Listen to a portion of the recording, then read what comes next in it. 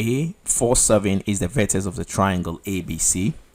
Vector BA is 5 on 3 and vector AC is 4 on -3. A, find the coordinate of B and C, and B, if M is the midpoint of the line BC, find the vector AM. So let us try to put down the data, what we know so far. First, we know the point A.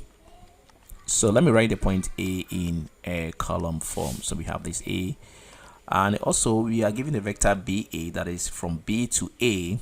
The vector BA is also 5, 3. And the third thing is that we are given the vector AC. Okay, and that is 4, -3.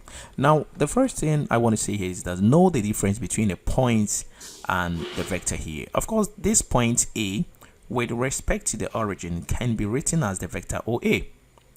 Now, let me try to draw the Cartesian plane and try to explain what I mean by all this.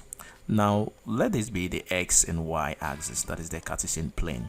Now, let me put the point A here. It is 4, 7, so let me just indicate some coordinates here. So we have 4, 7 here. So the point A is located somewhere here. So point A is 4, 7. Okay. Now, that is just a point in the XY plane, and let this be the origin O. Okay. Now, I can connect the line from O to the point A. So when I move from O to A, I am moving between 2 points, and this O is the origin. And because a vector has direction, I have to show this direction with an arrow. So this means I can just move from O to A, and this is what we call the vector OA. So when I write OA with an arrow on top, I am referring to the points, or let me say the position vector of A. We say position vector of A, position vector of A, or I am referring to the point A. I'm just referring to the point A. So in other words, if I write OA, the vector OA, I just mean the point A. If I write the vector OB, I mean the point B. If I write the vector OC, I mean the point C. So instead of saying point A, point B, point C, we can call them vector OA, vector OB, vector OC. That is, for the point, we are referring to the point with respect to an origin O, which is 0, 0. Now I can decide to put another point B here. Let me show you something here. If I put another point B, I don't know the coordinate of B anyway, and then I decide to refer to B with respect to the origin O here, as I did with A. Let me connect a line from O to B here. Yes, of course, that is the vector OB, right? That is from O to B. Now let us see what is happening here. From the origin O, I can move from the origin O to the point A, and if I want to do that, I can just stand it here at the origin O and move straight to A. So I can move from O to A, and I will have the vector OA. Now if I want to move from O to A, I can do that straight ahead. Or because I have the point B, I can decide to also use the point B or pass through the point B before getting to A. In other words, I can move from the point O to B, then from B I'll move to A.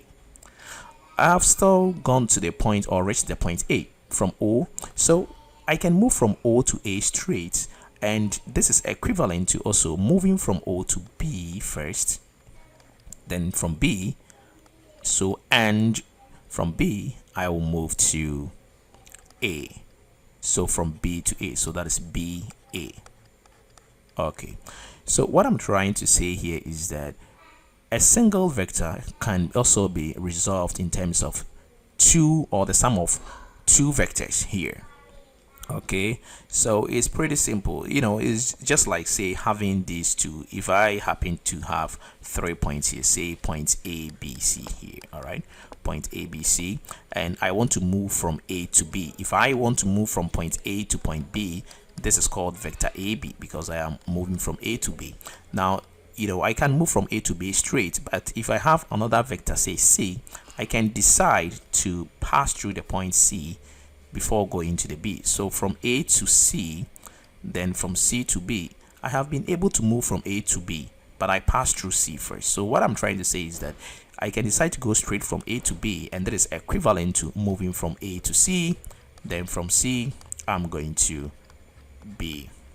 Okay, so let's see what is happening here. Now, when we have the case of this origin, that is the OO, the 0 that we have here, the point O, which is 0, 0. Now, I can decide to make the vector BA the subject. If I leave the vector BA on the right side here, I have the vector OA on the left side here. And when I subtract the vector OB from each side of the equal sign, I have vector OA minus vector OB. So let me write this well. Let me write the one on the right first. So this implies that vector BA, that is moving from B to A, is equal to the vector OA minus the vector OB. Now, I want to say this here. This is what we call position vectors. So we are indeed looking for the position of, the individual points. All right. And, I have said that if you say the point A is equivalent to saying the vector OA. The point A means, that is, OA means moving from the origin to the point A. Of course, the origin is 0, 0, so it doesn't change the coordinate of A. Now, instead of saying the point B, I can decide to say the vector OB, because I'm moving from the origin, which is 0, 0, to the point B. Instead of saying the point C, I can say the vector OC. All right. So that is what we've learned so far, and that is what we call position vectors. And more importantly, if you are given, say, the point AB, the vector AB. Vector AB means moving from the point A to the point B. So that is what we call vector AB, that is A to B. Now, and I ask you to separate this vector into 8 points. Now, this vector is made up of the points A and B, 2 points. So I want you to separate this into A and B. So how do you do this? If you look at the equation that we have here, that is, anytime that you are given any vector and you want to separate it into 8 individual points. Mind you, I said the vector OA is equivalent to the point A. So OA is like A here and OB is B here. So BA is A minus B. All right. So to separate this, the vector AB into 8 individual points, we take the point, the second point, that is the point behind the first one, and so we write the point B. We don't write the point A. Here it is AB, but when we are separating the points, we write the one behind first. So we say the point B minus the point A. So that is what it means here. That is what we call position vectors. So we subtract the preceding point from the succeeding one, but we don't just say the point B, because we are dealing with vectors. B is the same as the vector from O to B, so we say the vector OB, and then A2 we say the vector OA. So that is what we call position vectors. So I think you can now do this. For example, if you are given the vector AC, you can separate it as you guess, right? The C first, so C minus the A, but we don't say C, we say OC vector, then we say OA vector. And if you are given, say, the vector let me say KT, the vector KT, the T is the second point, so the second point comes first, T minus the K, but we don't just say T, so we say the vector OT and we say the vector OK. So we have learned something now, and that is what we call position vectors. If you forget about position vectors, one thing that you can use to remind yourself of position vectors is the letter O, position vectors. So you can remind yourself that because it is position O, always it will be dealing with O and something. So for example, if you have the vector BA, because you want to separate this into their individual position or their individual points, is A minus B, it is position O position. So you say O, so you say OA, then you say OB, So the idea, the OO should give you the idea that you are dealing with what we call position vectors. All right, so let's get to work and solve the question that we have here. Now, always I say in mathematics, I tell my students that if you have been given a question, you have to ask yourself what you have been given to solve that question. If you look at what we have here, we have been given a 0.47. That is just a single point. And if you remember very well, this point is the same as writing the vector OA, because I said A is the same as OA, that is from the origin. So we could have also written vector OA equals 47, and that will be the same thing as the point A. All right, we have also been given the vector BA, which is a fusion of 2 points. That we have the point B and A, so there's a vector from B to A. Then we have also been given the vector AC, that is 2 points from A to C. Now the first question says we are to find the coordinates of the point B. We have to find B, that is we have to find the x coordinate and the y coordinate of B. So back to the data that we have over here. Where do we see B? No, we don't see B here. Okay, we see B here in the vector BA. So from BA we can find B. That is when we split the vector BA, we will have B and A, so that we can find the B, because we have been asked to find the B. So how do we split a vector into 8 points, into 8 position vectors? And I think you remember that one too.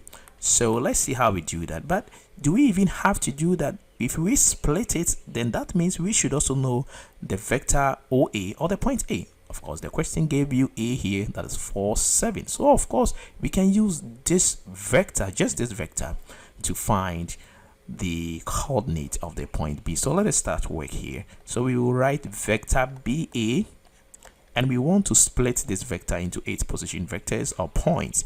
And we write the point, that is the second one first, minus the first one. But we don't just say A and B, we call them vectors. So we say the vector OA minus the vector OB. So the vector OB is just the point B, as I did say here. The vector OA is the point A, the vector OB is the point B, the vector OC is the point C. So talking about the vector OB here, that is the point B, and of course the question says we are to find the point B. Okay, so why don't we make this the subject? In other words, let the point or the vector OB stand alone. Now, because this vector here is negative, I don't want to work with negative signs or negative terms or numbers, so I want to change this to positive. And to do that, I'm gonna add the vector OB to each side of the equal sign, or how should I even say it? Okay, I'm going to move this vector negative 0b, or sorry, OB, the vector B, or the point B, to the left side of the equal sign. Now when I do that, the sign here will change.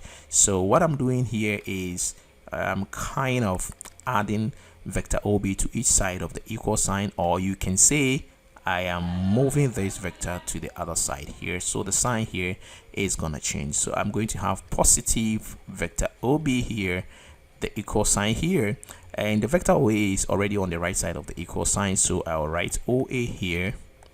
And I will also send the vector BA to the left side, or in other words, I will subtract the vector BA from each side of the equal sign, and I will have the sign change here to negative or minus vector BA. So OB vector is the same as the point B, and of course I'm finding the point B, so it's pretty much easy here. And the vector OA here is just the point A, as I did say. You see A, the point A, 4, 7 is the vector OA. So OA is 4, 7, and then the vector BA is giving us 5, 3. So let me write 5 through here. Okay, so this means the vector OB equals 4 minus 5. So you subtract the x coordinate and you subtract the y coordinate. You know, the x coordinate here, the top ones here, we have 4 on the left and 5 on the right. So we have 4 minus 5. If you subtract 5 from 4, you are going to get negative 1. And if you subtract 3 from 7, that is 7 minus 3, you are going to get 4. So therefore we can write the vector OB as, we can write B and write negative 1 comma 4, because the point B is the same as the vector OB. All right, so we're done with the coordinates of the point B. So we move on to the coordinates of the point C. All right, so how do you find the coordinate of the point C? If you look at the data that we have so far, we have been able to find the coordinate of B, but C is found somewhere. Yeah, C is here, the vector AC. And then we can split the vector AC into its constituent points, that is the A and C. And of course, we know A as 4, 7, so that will not be difficult. So it follows a similar approach to the one that we just did. So I'm going to write vector AC is equal to, and I'm going to split this into 8 individual points using the idea of position vectors. So the second one, C, the point C is the same as the vector OC minus the vector OA. All right, and because I'm looking for the point C, in other words, the vector OC, I'll make it the subject. So there is the vector OC, or the point C. There is AC here, vector AC. And when I send this negative OA to the left side, or when I add vector OA to each side of the equal sign, I have this vector OA changed to positive here. So I have plus vector OA here. So let me write this vector OC first. And then I'll have the AC vector plus the OA vector here. Okay. So OC vector is the same as the point C. And what is AC vector? AC is 4, negative 3. So I have 4, negative 3 plus, and what is the point A? I was given the point A as 4, 7, and that is here. A, the point A is the same as the vector OA. So I have 4, 7. So I have to add the S coordinates. The S coordinate here, we have 4 and 4. So I have 4 plus 4, and that gives me 8. And I add the Y coordinates. The Y coordinates here, I have negative 3 plus 7. So negative 3 plus 7 is equivalent to 7, positive 7 minus 3. So this gives you 4, and this gives you 4. So negative 3 plus 7 is positive 4. So I can write the point C, which is the same as the vector OC, as 8, 4. So that is how to solve this question. And we move on to the point B, which says that if M is the midpoint of the line BC, find the vector AM. All right, so let us try to understand this question here. We are talking about midpoint, we are talking about a line. So you see BC and you see a bar on it, that is the line BC. So let me have the point B here and then put the point C here. Okay, so I will connect this with a line. Okay, and the question says if M is the midpoint. So when we say midpoint, midpoint is short for middle of the point, midpoint. So I think this one is very clear, midpoint, middle of the point. Okay, so if M is the midpoint, then M should be found somewhere here, that is at the middle of the line BC. Okay, now before we go on from here, let me try to illustrate this idea of midpoint with another line here. Let us take our rule. If you take a rule, you see something like this: 0, 1, 2, 3, 4, 5, and let me put it at 6 here. Okay, so let's assume that let's take it that we have it up to 6 here. All right, that should be okay. Now, what is the middle points of this rule? There is a 6. Okay, let the measurement be in centimeters. So there is a 6 centimeter rule. Don't be confused that I am starting from 0, because I started from 0 because of this. Let me show you why. From 0 to 1, let us assume that each point here is 1 centimeter. So from 0 to 1 is 1 centimeter. From 1 to 2 is 1 centimeter. From 2 to 3, the length is 1 centimeter. From 3 to 4, the length is 1 centimeter. From 4 to 5, the length is 1 centimeter. From 5 to 6, it is 1 centimeter. So how many centimeters do I have here? Let me count it. 1, 2, 3, 4, 5, 6. So that makes 6 centimeters. So this means that if I take off the 0, this line will not be 6 centimeters, it will be 5 centimeters. And that is the reason why that your rule even starts measurement from 0, because if you take out the 0, then you cannot tell us that this length here is 2 centimeters. No, because from 1, if you move from 1 to 2, you have not covered 2 centimeters. You have covered just 1 centimeter, because between 1 and 2, you have just added 1 to it. And that is why we have to move from 0 to 2, and that makes 2 centimeters. I hope that is clear. All right, so the question that I want to ask here is that, what is the middle of this rule? What is the middle? Let me check. The middle means the center, the midpoint. Okay, that is the first point on the left side, and that is the first point on the right side. That is the second point on the left, the second point on the right, the third point on the left, the third point on the right. So I have covered 3 here, 3 there. So 3 remains the middle, that is the midpoint. And of course, 3 is the middle of this rule. But how can we get this easily without necessarily checking from the left and the right? You have to take the extreme points. If you look at the left, we have 0 here. So you take the 0, and if you look at the right, we have 6 here. You take the 6. Then you add these 2 extreme points and you divide by 2, because you want to divide it into 2. You want to find the middle. So you are dividing the thing into 2. All right.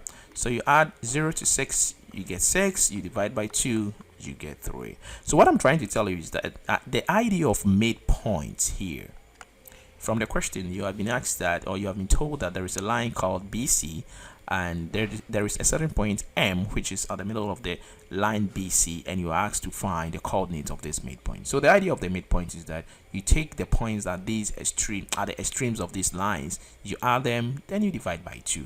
Okay, so if the point BC, let us assume that let's assume that the point B is at say 2, and then C it's at say 6, and we want to find the middle here. Then we need to take 2 and then 6, we add 2 to 6, and we divide by the 2 to get the middle, that is the midpoint, and that will be 4. But that is not just a point. These are vectors. We are dealing with vectors, and vectors have 2 coordinates, that is x and y. So that means we are going to work on the x and the y at the same time. Now let's get back and look at the point B. We solved for the point B, and B is -1, 4. So let me attach the point -1, 4 to the B. And what is the C? The C2 is 8, 4. So that is C 8, 4.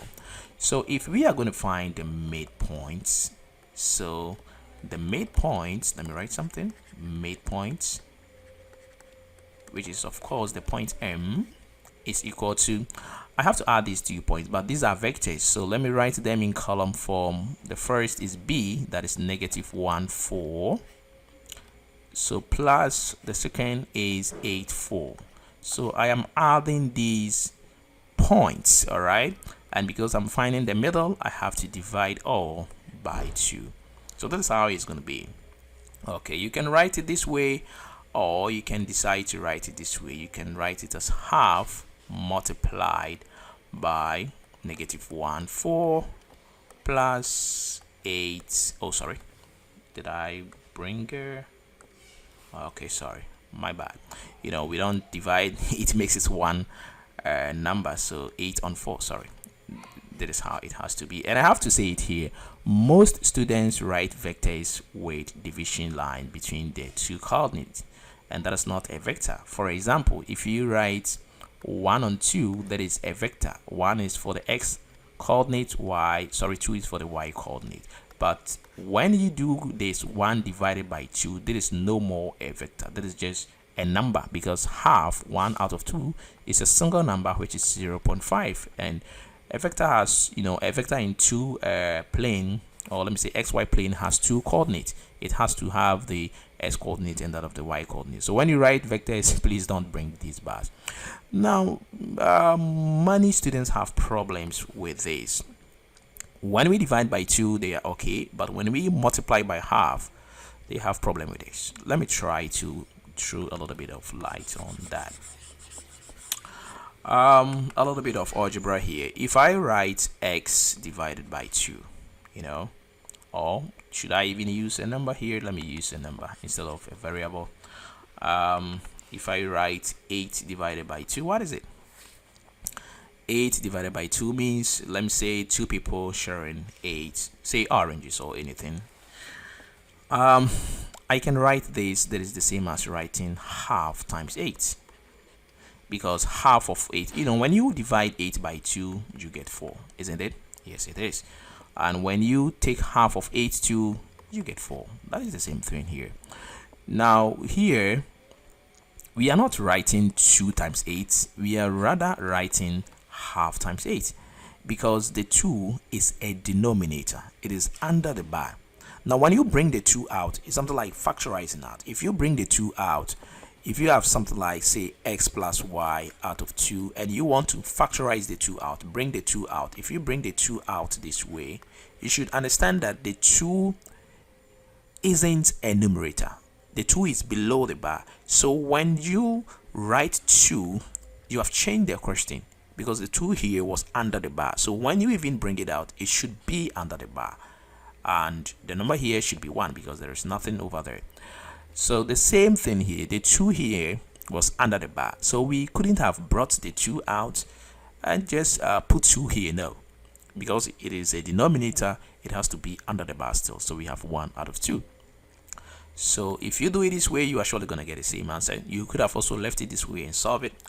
So I'm going to look at the ones in brackets, then after that I'll multiply by half. If you look at the ones in brackets, looking at the x coordinate here, we have -1 and we have 8. -1 plus 8 is like saying 8 minus 1. You can also interpret it as we do say always. If I am owing 1 and I have 8 cedis and I pay the 1, I get my 7 cedis. So -1 plus 8 is 7. So that is 7. And then 4 plus 4 is 8. Now the half is still attached to this. Now that is very interesting. If you look at these two here, half is a number, it's a scalar. It's a number, it's a scalar. When we say a scalar is a number, it has just magnitude, no direction, it is not a vector. Now 7/8 is a vector. It has two numbers. 1 out of 2 is just one number, but 7 on 8, these are two numbers. Okay, so what this means is that we have a number multiplying a vector, that is the number half, and it is multiplying the vector 7/8.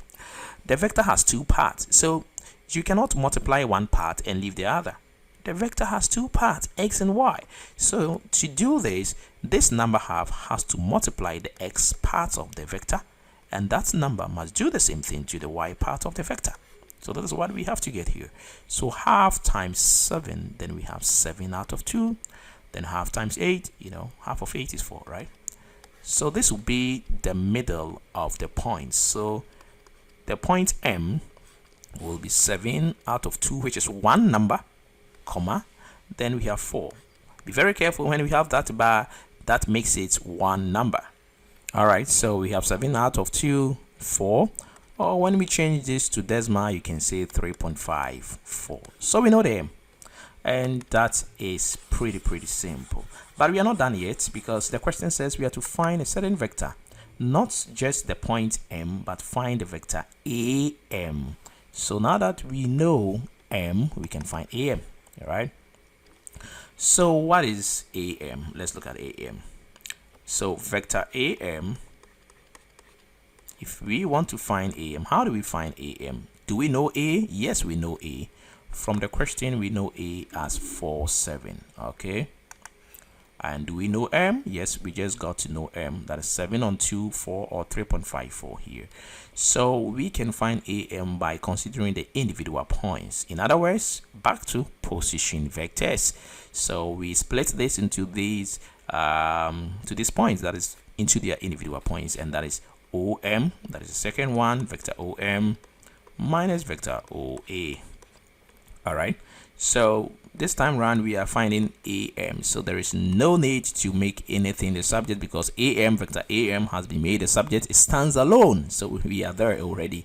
Now what is OM? OM is the same as the point M, which is 7 on 2 or 3.5. I'm going to use the fraction. I'll use 7 on 2, 4. So that is OM. Then OA is 4 on 7.